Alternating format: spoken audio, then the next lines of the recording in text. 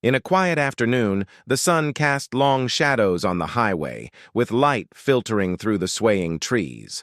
Officer Jack adjusted his hat, squinting against the bright light. With 15 years on the force, he knew that danger often hid behind ordinary moments. Beside him stood his longtime partner, Mike, as they conducted routine vehicle checks at a temporary checkpoint. The cars moved slowly in the golden sunlight, their steady flow contributing to the calm atmosphere.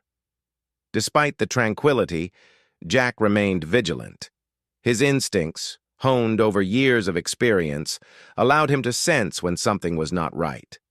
Suddenly, the loud roar of a heavy truck's engine snapped Jack out of his thoughts. He raised his hand, signaling the truck to stop. The massive vehicle came to a halt, with a soft hiss of its brakes and a light puff of diesel smoke. The truck's metal surface glimmered under the afternoon sun, but an uneasy feeling gnawed at Jack. He couldn't quite put his finger on why. Mike noticed, too, his posture shifting into readiness. Jack approached the driver's window, where a rugged, scruffy-looking man sat. His beard was unkempt, and his face was lined with tension. His hands gripped the steering wheel, fingers white with pressure. His movements were too calculated, as if he was trying too hard to appear calm. When the driver, who identified himself as Mark, handed over his paperwork, Jack caught a fleeting glance towards the passenger seat. It was enough to draw his attention.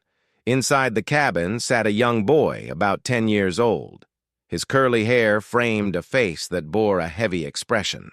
The boy sat silently, trying to make himself as small as possible. His deep, dark eyes were cast downward, filled with a sadness far beyond his years. Jack immediately sensed that something was wrong. The boy's eyes held a fear that was too mature for a child. He was sitting with his small hands tightly clasped, shoulders hunched as if every sound might bring a new threat. Though it was just a glance, Jack could feel the boy's anxiety and unease. There was a strange tension in the confined space of the truck's cabin.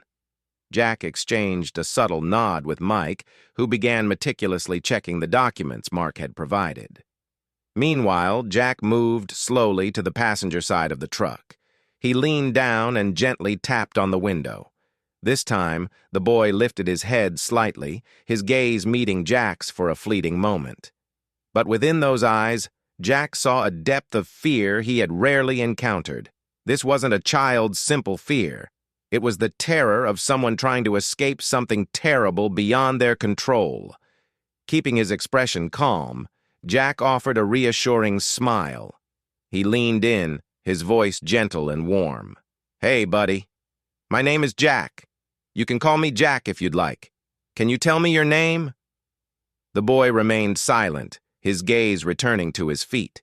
His small hands were still tightly clasped, knuckles white with tension. Jack made a silent promise to himself that he would uncover this mystery, no matter how difficult the path ahead might be. Jack kept his voice gentle. "It's okay. You don't need to be afraid. Can you tell me what's going on?" He tried to appear as non-threatening as possible, hoping to build trust. The boy glanced sideways at the driver, then back down at his feet. His lips trembled, and finally, with a voice so soft that Jack had to strain to hear, he whispered, "There's poison." The word hit Jack like a bolt of lightning. His mind raced through possibilities, none of them good. His expression didn't change, but his mind was already calculating his next move. Jack exchanged a look with Mike, a silent understanding passing between them. Whatever was going on, it was no ordinary situation. Jack leaned in closer to the boy, maintaining his gentle demeanor. "Thank you for telling me. You did the right thing. Can you stay calm for me?" The boy nodded, his tiny frame visibly trembling. Jack signaled Mike to continue the inspection. They began to search every corner of the truck, from the glove compartment to the back storage area. Everything appeared normal until Jack noticed faint scratches around the rear left tire. "Let's check this tire thoroughly," Jack whispered to Mike. His eyes remained fixed on Mark, whose hands were now tightly clenched, sweat starting to bead on his forehead. Mike switched on his flashlight, examining the tire's rim closely. "This rim looks like it's been removed and reattached several times," he remarked. The driver's anxiety intensified. His eyes darted around, seeking an escape.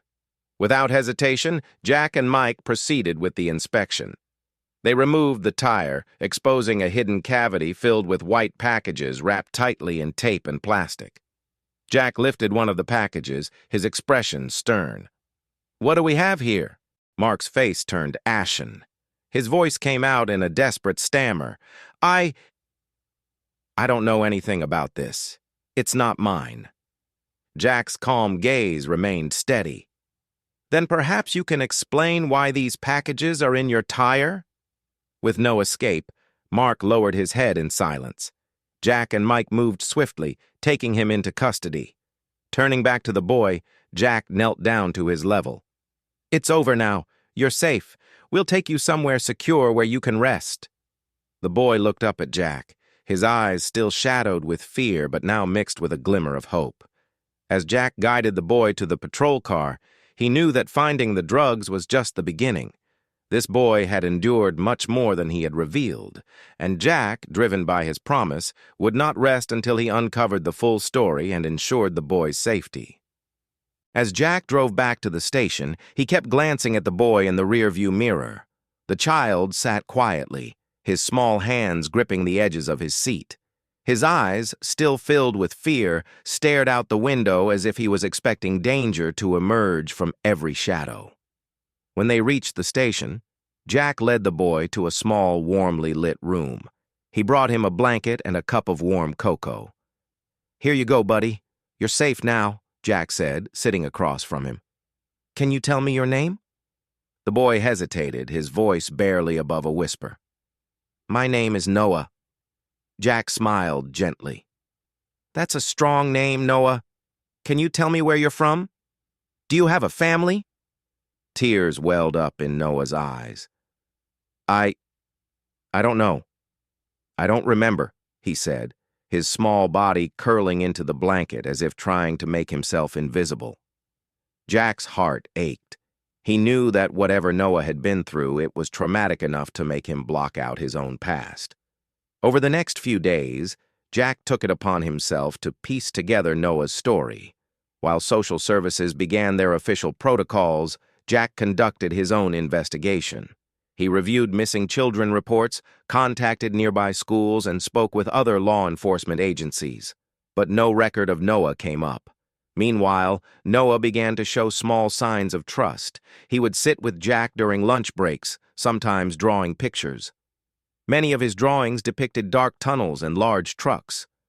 Occasionally, he drew a house surrounded by flowers, always with a sad, lonely figure standing at the window. One afternoon, while Jack was reviewing the evidence from Mark's truck, he received a call from his partner, Mike. "Jack, you need to see this." Mike's voice was urgent. Jack rushed to the evidence room. Mike had uncovered a hidden compartment in one of the seized packages. Inside, they found not only drugs, but also a stack of photographs. The images showed children, some of whom looked malnourished and frightened, standing in what appeared to be a dark warehouse. Jack's blood ran cold. "This is more than just drug smuggling," he muttered. "These kids, they might be trafficked." Realization dawned on Jack. Noah wasn't just a witness, he was a victim. And the poison he had mentioned earlier wasn't just about the drugs. It was about the danger lurking behind a larger, more sinister operation. Determined to protect Noah and the other children, Jack initiated a deeper investigation. He worked closely with his department and brought in specialists from human trafficking units. The investigation revealed that Mark was a part of an organized crime network involved in both drug and human trafficking. The truck was just one of many used to transport illegal goods and, heartbreakingly, children. One evening, as Jack sat with Noah, he decided to gently broach the topic. "Noah, those pictures we found, do you recognize any of the kids?" Noah's fingers tightened around the crayon he was holding. He nodded slowly. "They're my friends. They took us, said they'd find us new homes. But they lied." Jack fought to keep his expression neutral, but his fists clenched under the table. "Do you remember where they kept you, Noah? Anything that could help us find them?" Noah hesitated, then began to draw. His small hand moved over the paper, sketching crude shapes and lines. When he finished, Jack saw the outline of a building with tall fences and a large gate. "There was a sign with a red bird on it," Noah explained. It was enough of a lead. Jack immediately relayed the information to his team. After days of surveillance and coordination, they located the building on the outskirts of town. It was an old warehouse, just as Noah had described. In a carefully planned raid, Jack and his team stormed the building. They found more than a dozen children, frightened and huddled together. The conditions were appalling. Makeshift beds, chains, and signs of abuse. Mark's associates, who had been running the operation, were arrested on the spot. When Jack returned to the station, he found Noah waiting for him. The boy's face was a mix of hope and fear. "Did you find them?" he asked, his voice trembling. Jack knelt down to Noah's level. "Yes, we did. Your friends are safe now, because of you." Tears streamed down Noah's face as he rushed into Jack's arms. The weight of his fear and trauma seemed to pour out with every sob. Over the following weeks, Noah and the other children were placed in safe homes. Social workers and therapists helped them start their journey toward healing.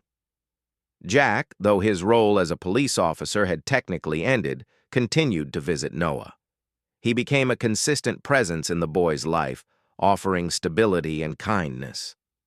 One sunny afternoon, as they sat in the park watching ducks float by, Noah turned to Jack.